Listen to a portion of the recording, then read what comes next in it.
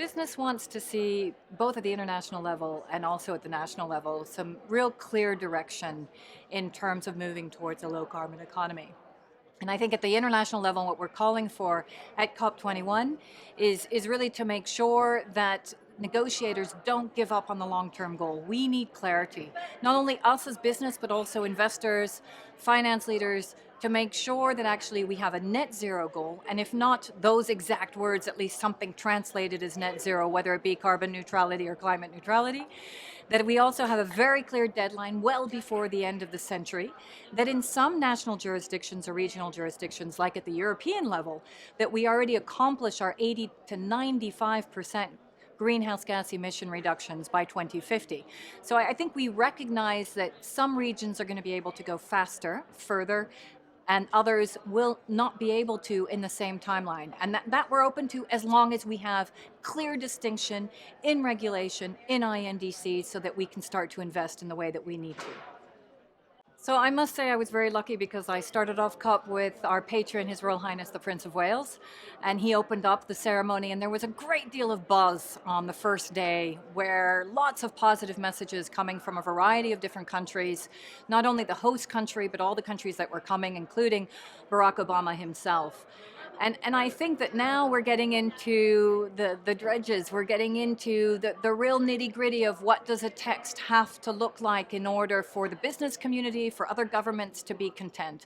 And that's where it becomes more difficult. And that's why we're here as business, to continuously re-echo the fact that business do mean business. Business do have a new business as usual. And that means that decarbonization is part of our long-term goal. It's part of the way we want to go forward.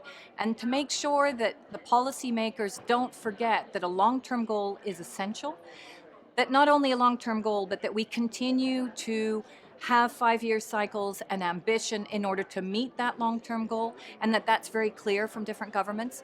And then also other signals. So clearly the business community has been asking for market mechanisms like carbon pricing and also fossil fuel subsidy reform. And I would say there's been a great deal of concentration on carbon pricing and the importance of carbon pricing for the business sector in order to really start to be able to move and transition towards a low carbon economy.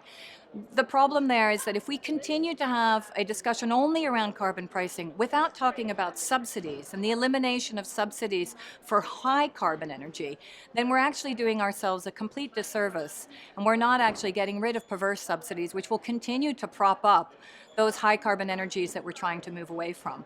So I would say that the other message is not only do we need a long-term goal, not only do we need 5-year cycles and clarity from all of the different governments that are here at COP, but we also need to work together to put in place the right market mechanisms in order to ensure that we enable the transition towards a low carbon economy.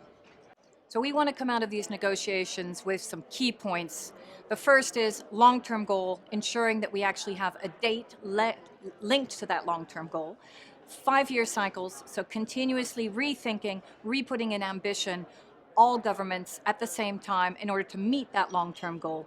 And then most importantly as well, we want to make sure that we unlock that 100 billion of finance for those emerging economies that need it most, so that we can also leverage private finance. And then 2 market mechanisms of fundamental importance: carbon pricing, links to carbon pricing, at least in the INDCs. We don't necessarily need it in the text now, and also moving towards the elimination of fossil fuel subsidies.